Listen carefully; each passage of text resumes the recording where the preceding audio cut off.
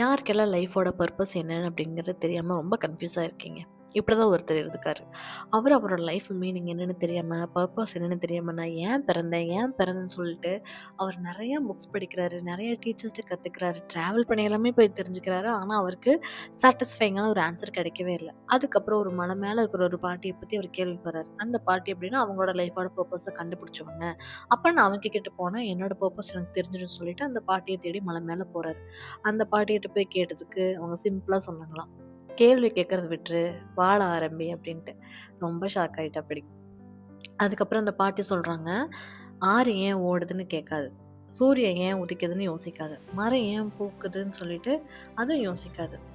அப்போ நீ உன் வாழ்க்கைய ஏன் இப்படி இருக்கு? என்னன்னு நீ பதில தேட விட்டுட்டு, வாழ ஆரம்பிச்சனாலே உனக்கு அதுக்கான பர்ப்பஸ் கிடைக்க ஆரம்பிச்சுரும்."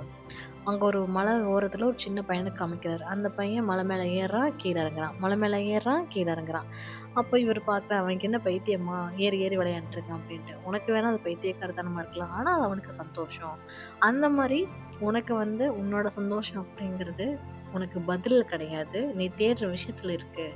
அதனால நீ ஏன் அப்படிங்கிறத பதில தேர்ந்து விட்டுட்டு, உன்னோட வாழ்க்கைய வாழ ஆரம்பி. அதுல சந்தோஷப்படு அப்படின்னு அந்த பாட்டி சொல்றாங்க.